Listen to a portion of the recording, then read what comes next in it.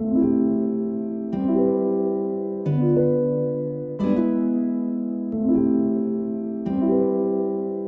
este diálogos, en esta edición que hemos decidido hablar de acceso a justicia, indagando qué pasaba en cada una de las provincias, nos topamos con que una de las provincias de Argentina tiene un reconocimiento del trabajo que viene haciendo sobre acceso a justicia, un reconocimiento que le dio la Corte Suprema de Justicia de la Nación justamente a la provincia de Río Negro.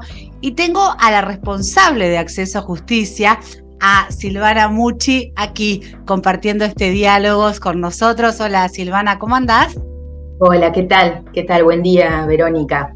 Contame un poco cómo se dio este reconocimiento primero de la Corte a Río Negro y cuáles fueron los fundamentos de la Corte para reconocer el trabajo de la provincia. Bueno, mira, te cuento. Primero que nada, tengo que decir que responsable de este área que nosotros llamamos Área Marc es un equipo de trabajo liderado en una parte. Ahora te voy a contar un poquito cómo entendemos nosotros los Marc, que no es solo el área propiamente dicha, sino la implementación de los métodos también en la instancia jurisdiccional, ¿no? Claro. Pero todo lo que tiene que ver con el área propiamente dicha ha tenido protagonistas muy activos, muy activas también, que son quienes le dieron mucho crecimiento a todo este área. En la última modificación y en los últimos años, lo que se hizo fue incorporar todas esas áreas a la estructura de la organización judicial, y de hecho una de las secretarías judicial, que es la que conduzco, es de gestión y acceso a justicia. Entonces, claro, dentro de la secretaría nuestra funcionan todos estos métodos, pero a su vez todo el área Marc propiamente dicha, que es la DIMARC, está en cabeza de Nora Aguirre, que en este momento está con una licencia, que es realmente una de las grandes protagonistas de todos, digamos, del crecimiento y del desarrollo, porque es quien se ha dedicado exclusivamente a ese área, ¿no? Claro. Bueno, ahora con esta introducción, conociendo un poco cómo es la estructura organizativa, ¿cuáles fueron los fundamentos de la Corte para hacer este reconocimiento? Mira, la Corte tiene ciertos ítems dentro de los cuales va completando que cada provincia, verificando si las provincias tienen o no tienen ese determinado indicador de acceso a justicia. En el caso de la provincia de Río Negro, hace varios años ya que viene liderando la inclusión dentro de la organización judicial de esos indicadores. Ajá. Estos indicadores son, además de la mediación, la conciliación, son casas de justicia, son oficinas de atención a las personas, conocida antes como oficinas de atención al ciudadano. Nosotros hace varios años que se llama atención a las personas, porque no atendemos solo a ciudadanos y ciudadanas, sino principalmente, incluso a veces, personas que aún no tienen la calidad o que no la van a tener de ciudadano o ciudadana, ¿no? Por eso se amplió atención a las personas. Uh-huh. Y el tener estos, todos estos dispositivos, no solo en la normativa, sino funcionando muy activamente y con estadísticas muy altas respecto de la participación de las personas en esos dispositivos, es lo que nos ha mantenido en ese lugar con los parámetros de la Comisión de Acceso a Justicia de Corte. Ahora, ¿cómo comenzó este proceso? Pues yo imagino que en algún momento hubo como algún punto de quiebre, alguna preocupación, y hubo como un inicio del proceso para llegar ahora a tener este reconocimiento y este trabajo que vienen llevando a cabo. Claro, mira, allá por el año 1999 hubo una movida, te diría que en aquel momento como que venía de Nación, del Ministerio de Justicia de Nación, que firmó convenios con varias provincias a través de JUFEJUS respecto de empezar a incorporar la mediación. También se empezó a promocionar la Carta de Derechos a Ciudadanos, todo por 1999-2000. Fue como una invitación o una participación que se hizo medio a todas las provincias. En esta provincia es como que eso se arraigó, se armaron los dispositivos como experiencias pilotos, como pasó en muchas provincias y como de hecho uno ve cuando comparte con otras jurisdicciones, cuántas se quedaron en aquel tiempo, ¿no? Acá empezó a funcionar primero la mediación, empezó a funcionar como proyecto piloto por una acordada del Superior Tribunal antes de que fuera ley. Uh-huh. Después se sancionó la primer ley y empezó la obligatoriedad y demás. Pero desde el 1999-2000 a la fecha han tenido continuidad, han tenido crecimiento y han tenido profundización. El que esté en la ley orgánica, que parece una cuestión por ahí nada más que de semántica o de orden o estructural, de forma, en realidad es muy de fondo, porque es tener dentro de la organización judicial a los métodos MARC, es decir, está la DIMARC, las casas de justicia, las oficinas de atención al ciudadano, están incorporadas en la ley orgánica al igual que todos los fueros. Uh-huh. Cuando en general las leyes orgánicas son de los fueros, ¿no? De lo jurisdiccional. Claro. Las sucesivas conducciones del Superior Tribunal de Justicia desde el 99 a la fecha le han dado siempre un lugar equiparado con lo jurisdiccional. Uh-huh. Y en el último tiempo te diría que hasta un lugar preponderante a todo esto de la justicia primaria, a todo esto de el acceso a justicia más allá del acceso a la jurisdicción, ¿no? Claro. Entonces, porque realmente nos ha dado resultados, es decir, la cantidad de conflictos que se resuelven en la instancia de mediación, de conciliación, realmente ahí en los números que nosotros te remitimos están, es muy alto, es decir, el índice de acuerdo es alto. Nosotros estamos con un, digamos, 80% de índice de acuerdo. Hemos podido, digamos, ¿cuál ha sido nuestro desafío permanente y sigue siendo? El ir creciendo el índice de sustanciación. Es el único índice que nos preocupa en función a los requerimientos, pero si vos te lo pones a comparar respecto a cómo funciona en otros lugares, hasta casi una sutileza, pero bueno, esto muestra cómo estamos todo el tiempo muy preocupados en darle crecimiento a todos estos métodos, ¿no? Uh-huh. También a la mediación extrajudicial, que va creciendo en cantidad de operadores. Yo, a raíz de esta entrevista, estaba mirando la cantidad de, por ejemplo, de mediadores extrajudiciales que teníamos en el 2021 y los que tenemos hoy. Teníamos 54 y hoy tenemos 110 de mediadores extrajudiciales, es decir, los que trabajan en el ámbito de las casas de justicia. Uh-huh. Y que todavía no, digamos, es muy preventiva, es una justicia bien primaria esta, ¿no? De cuestiones vecinales, cuestiones que ni siquiera configuran la menor cuantía, porque para eso nosotros en la provincia también tenemos otro dispositivo que es más generalizado, que son los juzgados de paz. En los juzgados de paz también se aplican los principios de los MARC. Todos los principios en la resolución de conflicto de los MARC se aplican también en los juzgados de paz. Uy, contame cómo funcionan estas casas de justicia, porque hasta acá las instancias de mediación, de conciliación o inclusive los juzgados de paz, por ahí uno lo has escuchado en otras provincias y cómo funcionan en otras provincias, pero casa de justicia yo no creo que no debe haber en otro lado, no sé, por ahí me equivoco y hay. Sí hay, en Tierra del Fuego seguro hay. Ajá. La nuestra, que fue la primera en el 2004 en la localidad del Bolsón, fue la primera en el país. Uh-huh. Lo recordamos porque fue como un hito muy importante y porque en el 2014, cuando se cumplió los 10 años de la puesta en funcionamiento de esa casa, vinieron las doctoras Elena Hayton de Nolasco. Ajá. Y vino la doctora Gladys Álvarez, que es quien lidera toda la Comisión de Acceso a Justicia en la Corte, y estuvieron en ese festejo de los 10 años de la primera casa de justicia del país. Por eso la fecha es como que nos quedó como muy, muy grabada. Nosotros tenemos 5 casas de justicia. Las casas de justicia están en aquellas localidades alejadas de las ciudades cabeceras.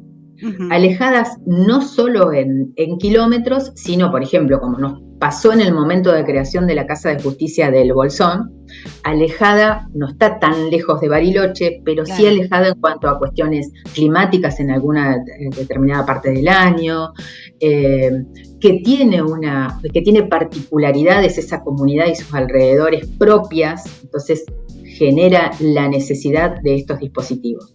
Después tenemos en plena línea sur, la línea sur es toda la franja territorial que va de la costa a la cordillera, que se llama línea sur porque coincide con el recorrido del ferrocarril, que era la línea sur del antiguo ferrocarril argentino, que ahora es una empresa provincial, pero coincide con ese recorrido entre San Antonio Oeste y Bariloche.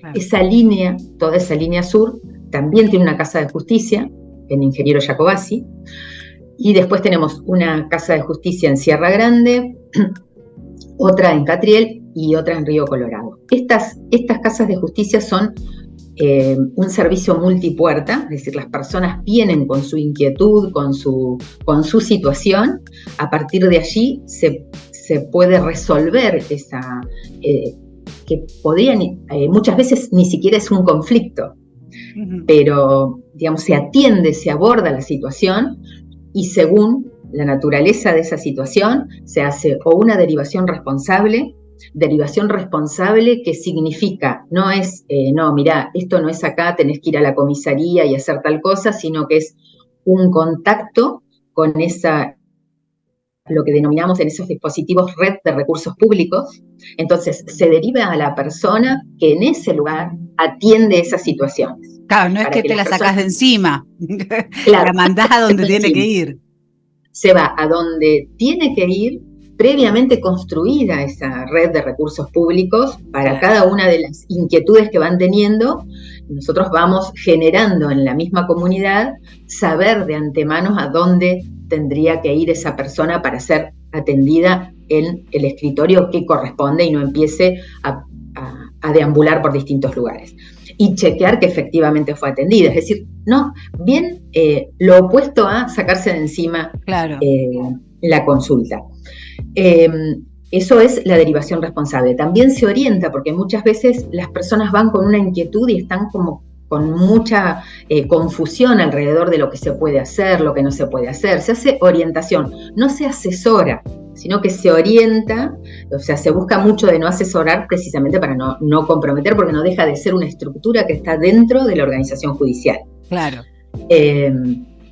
Y después se hacen mediaciones extrajudiciales, que son estas que te decías, estos mediadores, que son esto, recomponer el conflicto, autocomponerlo, que es con la participación de las partes sobre todo, que generalmente son cuestiones vecinales, cuestiones muchas veces por ahí que pueden estar en el límite con cuestiones de consumo, de relación de consumo. Sí.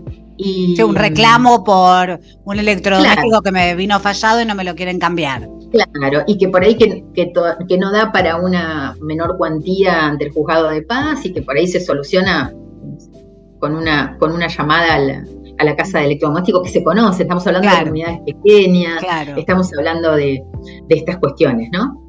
Realmente la afluencia es mucha, o sea, la gente ha digamos, consolidado la utilización de estos dispositivos. Son confiables, porque se les soluciona, porque tiene un respaldo esa solución, porque esas derivaciones son responsables. Entonces, eso hace confiable los dispositivos. La gente valora, toma como importante ir a una casa de justicia, ir a una oficina de atención a las personas. Bueno, esas son las casas de justicia. Sí. Las oficinas de atención a las personas funcionan en las ciudades cabeceras. Estos funcionaban en aquellas localidades alejadas de la ciudad cabecera. Las oficinas de atención a las personas funcionan en las ciudades cabeceras y tienen similar función, sobre todo con el tema de la derivación responsable, pero dentro de la estructura de los edificios judiciales. La idea es que la gente que ya en general las oficinas de atención a las personas, como están ancladas en los edificios judiciales y de las ciudades cabeceras, el universo de personas que viene a la consulta es está más vinculado a una cuestión judicial, ya tiene más identificado un conflicto. Claro, tiene más claro que tengo que ir a la justicia a reclamar o a pedir ayuda. En general sí, ya tiene un conflicto definido.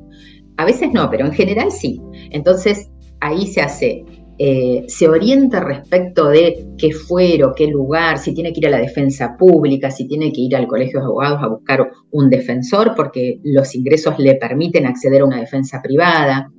Si muchas veces es solamente, yo alguna vez tuve un abogado, tuve un conflicto y no sé qué pasó, nunca más se comunicaron conmigo. Bueno, se hace la averiguación, se le da la información. Y también se hacen estas derivaciones responsables. Se trabaja muy articuladamente con la defensa pública en las oficinas de atención a las personas y en las casas de justicia, porque en general las personas que utilizan estos dispositivos tienen en su mayoría una cuestión de población vulnerable, de ser las personas que de otra manera quizás quedarían muchas veces fuera del sistema. Claro. Es una manera de atrapar a un sector con una vulnerabilidad mayor que pueda tener acceso a justicia, porque son poblaciones que muchas veces ni siquiera saben que lo que les está sucediendo tiene un correlato de un derecho y de una posibilidad de ser exigido ese derecho.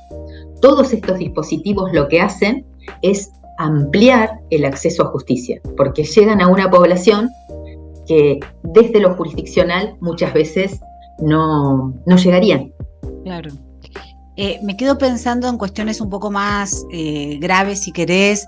¿Qué pasa en los casos, por ejemplo, de violencia de género? ¿Cómo está trabajando Río Negro para el acceso a justicia de las víctimas de violencia?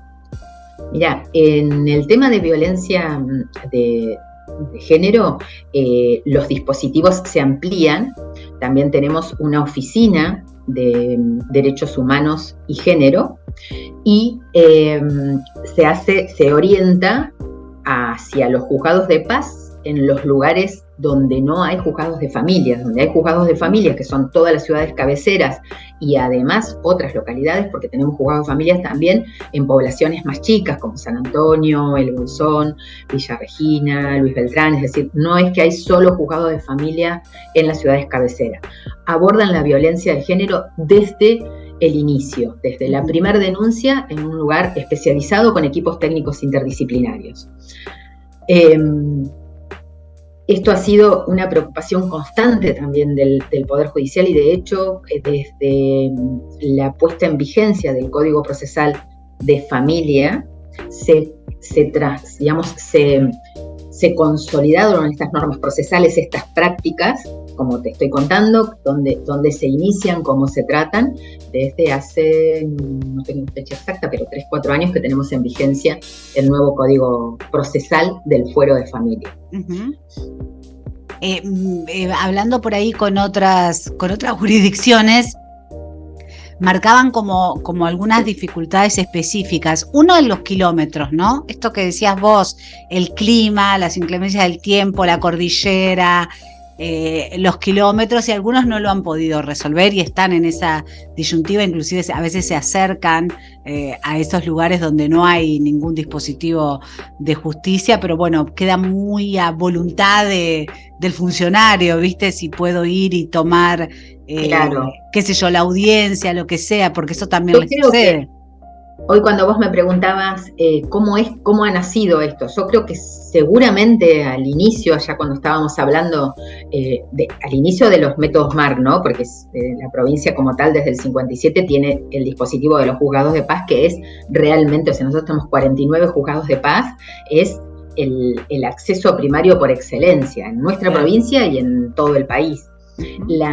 Por ahí la diferencia es que nuestros juzgados de paz fueron enriqueciéndose con estas mecánicas, estas modalidades de trabajo, ¿no? Como han ido como mutando o creciendo o incorporando toda la filosofía de los MARCs, toda la ideología de los MARC para aplicar en cada uno de esas comunidades mucho más pequeñas, donde el único organismo que existe del judicial es el juzgado de paz. Claro. Entonces están como, nosotros tenemos como, digamos, un desarrollo armónico y articulado. Es decir, los juzgados de paz nuestros están todos conectados, tienen conectividad inmediata con toda la estructura de la provincia. Entonces eso hace unos años nos quedaban realmente aislados los juzgados de paz. Hace varios años que ya están conectados con sus propias, digamos, tienen todos internet y están todos conectados, y eso permite realmente, ha sido un salto cualitativo, porque la distancia, no solo la distancia territorial, sino el grado de aislamiento por los lugares donde están, era realmente difícil de sortear, ¿viste? Claro. Con el teléfono y el mail no alcanzaba. Hoy, viste, se arma un Zoom enseguida, se puede permitir esta cuestión de estar disponible para apoyar, para acompañar la gestión que sea del juzgado de paz de modo inmediato. Uh-huh. ¿Qué pasa cuando se topan, si les sucede, porque veo que ha sucedido en otros lados, con personas con alguna discapacidad, por ejemplo, aquellas personas sordas o aquellas personas ciegas? ¿Está previsto el acceso a justicia para estos colectivos? Sí, nosotros en la provincia de Río Negro tenemos no solo el correlato de la posibilidad de todos los apoyos necesarios para atender a la población con discapacidad como requirente del servicio, sino que de manera paralela se fue trabajando mucho en garantizar la inclusión dentro del Poder Judicial de las personas con discapacidad. Nosotros tenemos hace 2 años una acordada que regula un cupo de ingreso mínimo que tiene que garantizarse en los ingresos al Poder Judicial. Uh-huh. Este año ingresaron las primeras personas que participaron de esos concursos, o sea, concursos públicos, abiertos, externos, donde se convocó a las personas con discapacidad solamente para cubrir determinados puestos de trabajo. Este año ya ingresaron las personas que participaron de esos concursos. Uh-huh. Claramente eso lo pudimos hacer porque el trabajo que veníamos haciendo para garantizar la participación de las personas con discapacidad en los procesos ya nos había llevado a tener terapistas ocupacionales, a tener dispositivos dentro de la organización que pudieran hacernos ver de qué manera tiene que estar garantizado el acceso no solo de las personas con restricciones de movilidad, claro, sino tener disponible desde intérpretes, desde todo lo que se necesita para generar los apoyos necesarios para que esas personas puedan sentirse contenidas y puedan realmente hacer una representación real y eficaz. Porque claro, sabemos que si no tienen estos apoyos, están en una desigualdad muy grande con las otras partes, ¿no? Claro. Además de la dificultad. Nuestros edificios son pocos accesibles. Nosotros hemos hecho bastantes modificaciones para poder generar para las, discapacidades que tienen que ver con la movilidad, ¿no? Pero convengamos en que la estructura judicial, los edificios históricos, tienen que modificarse mucho, ¿no? Seguro. Me quedo también pensando en los pueblos originarios. Hay provincias que tienen facilitadores culturales o inclusive la posibilidad de que el propio dispositivo de acceso a justicia hable el idioma de los pueblos originarios. ¿Qué está pasando en Río Negro? Porque tienen una población importante de pueblos originarios. Te digo, igual que hacemos con todas las poblaciones que nosotros tenemos consideradas como vulnerables porque tienen alguna cuestión y porque nosotros tenemos las reglas de Brasilia, forman parte de la ley orgánica. Carta de Derechos Ciudadanos y reglas de Brasilia forman parte de la ley orgánica. Eso nos impone que con las poblaciones vulnerables tengamos que tener los dispositivos y los recaudos necesarios para garantizar su inclusión dentro de los procesos de la manera más igualitaria posible. Entonces, la población, pueblos originarios, entra dentro de estas poblaciones que consideramos vulnerables y se disparan los dispositivos que se necesiten para garantizar esa participación. Si es un intérprete cultural, un intérprete cultural. Hemos trabajado muchas veces ahí en la provincia, un Consejo de Desarrollo Indígena, que es quien desde la provincia facilita muchas veces estas cuestiones. Eso, digamos, depende del Poder Ejecutivo, pero en algunas oportunidades ha sido desde allí desde donde se ha facilitado o la participación de las profesionales, digo las porque justo coincidía que eran todas mujeres, de las profesionales que allí trabajaban y que tenían descendencia mapuche y por ende formación cultural, y eran quienes nos facilitaron durante algún tiempo ese acceso a esa información y a esa interculturalidad para poder comprender en qué condiciones y en qué términos está participando esa persona mapuche, ¿no? Sí. No, me quedo pensando, Silvana, con todo lo que están haciendo en Río Negro, con todo lo que fuiste contando y describiendo, ¿qué pensás que falta? Pues siempre, viste, por más que tengan reconocimientos y por más que cada vez se generen nuevos dispositivos, siempre uno tiene como, ay, me gustaría, ay, tengo un sueño.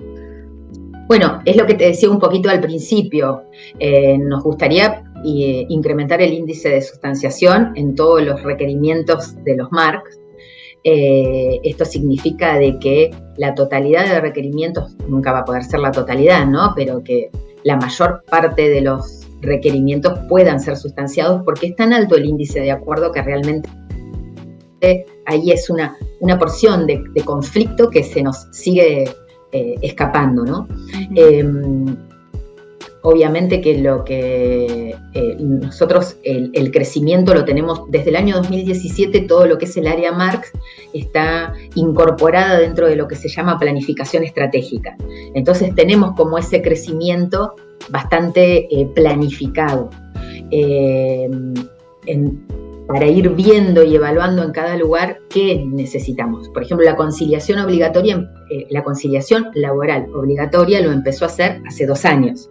Entonces, empezar a sumar la obligatoriedad de estas instancias de autocomposición de los conflictos es realmente un gran desafío. O sea, sigue siendo un desafío la aceptación más, digamos, más generalizada en la sociedad, también con los colegas abogados y abogadas, que por ahí sigue siendo una tarea del día a día, por más que ya es un sistema consolidado que tiene aceptación en los colegios de abogados. Hay colegios de abogados que han incorporado dentro del colegio de abogados a las mediadoras y a los mediadores como parte sin ser un colegio de mediadores. Claro. Sí, los ha incorporado y los tiene como que en algún momento uno lo veía como algo muy lejano, ¿no? El sistema nuestro se ha sostenido también mucho por el tema de la gratuidad. Eso es un tema que es costoso para el Poder Judicial, costoso para la provincia. O sea, no puedo dejar de decirlo, pero en caras a reducir la intervención del Estado en cuestiones que muchas veces puede haber personas que entiendan que el Estado no tiene que estar por ahí. Creo que sigue siendo un gran desafío sostener la necesidad de la gratuidad de este sistema, porque es lo que lo ha hecho disponible para todas las personas.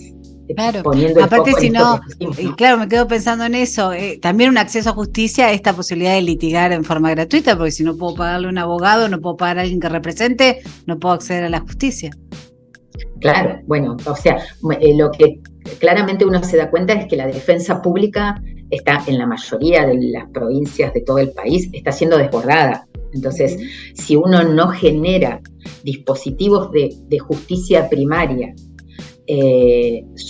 sostenibles, realmente es un sistema que no puede sostenerse en el tiempo. O sea, esto, sostener los métodos autocompositivos, sostener todos estos dispositivos de justicia primaria, realmente es la única manera de sostener el acceso a justicia, de garantizar el acceso a justicia a la mayor cantidad de población, a las personas, porque la defensa pública se queda corta, porque las áreas jurisdiccionales en los juzgados de familias empiezan a colapsar, ¿no? O sea, nosotros nos funcionan los sistemas jurisdiccionales tradicionales porque está acompañado de toda esta política institucional, judicial, sostenida por el Superior Tribunal, incorporada en la ley orgánica, como parte del Poder Judicial.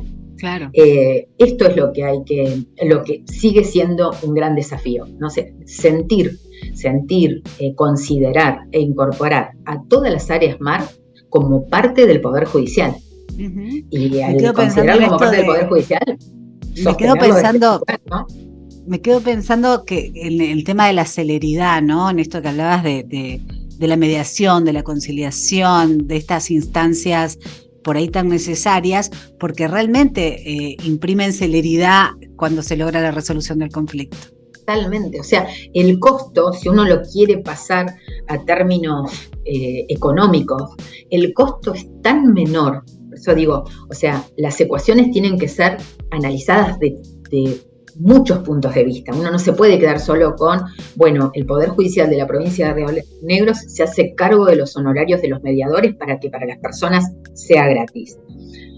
¿Cuánto es esto? Bueno, nosotros no podemos. Hay toda otra ecuación que tiene que ver con un conflicto que no llega, con un conflicto que se resuelve, con una pacificación de esa comunidad que ahorra muchos costos. Claro. Ese costo que es difícil sacar, porque uno tiene que tener la evaluación de lo que una causa judicial cuesta y el tiempo que insume, y ahí estás haciendo un análisis muy parcializado de todo el costo que se ahorró esa persona, de todo el costo que se ahorró la estructura, de todo el costo que se ahorró todo otro montón de actores, que es difícil, ¿no? Porque sería por la negativa, ¿no? No se produjo este costo, no se produjo este otro. Pero esa resolución en ese tiempo acotado y realizada por las mismas partes, porque es una autocomposición por las mismas partes, es decir, más económico, como más despojado de tanta intervención, no hay. Más simple. Claro, y me quedo pensando también la importancia de abogados y abogadas, ¿no? Porque en esto de el acordar, el acceder a la mediación, el asesoramiento al cliente para que no se fuerce una situación para llegar a juicio, es muy importante el rol ahí del abogado. Sí, fue un camino un camino de pasito a pasito, desde el 99-2000 ahora, un camino muy de a pasito, pero que creo que tiene mucho que ver con el lugar que el Poder Judicial le da, porque como dice, esto está acá, esto se va a quedar y esta instancia está para ser recorrida seriamente, no un como sí. Esta instancia se recorre y se recorre de esta manera, y cuando empieza a dar resultado a los abogados también le empieza a resultar interesante. O sea, obviamente como en todas las profesiones y como en todos los lugares, hay de todo en todos lugares. Pero también los abogados empiezan a confiar en el sistema y también les empieza a resultar un sistema ágil, un sistema confiable y seguro, y que también le garantiza sus honorarios y su poder vivir de su profesión. Es decir, no deja de ser una cuestión ahí como un fantasma de ahora se va a ir todo por ahí, y bueno, en el juicio me puede ir mejor. Se va desarmando todo eso cuando el sistema en su conjunto empieza a ser confiable. Silvana, yo te agradezco muchísimo esta media horita que nos acabas de dedicar. ¿Te gustaría agregar algo más que se me haya quedado en el tintero para preguntarte? No, agradecerte mucho, contarte que este sistema tiene muchísimas personas detrás de cada uno de estos dispositivos. Hay directoras de los centros que se llaman CIMAR, que son los centros integrales de mediación y conciliación.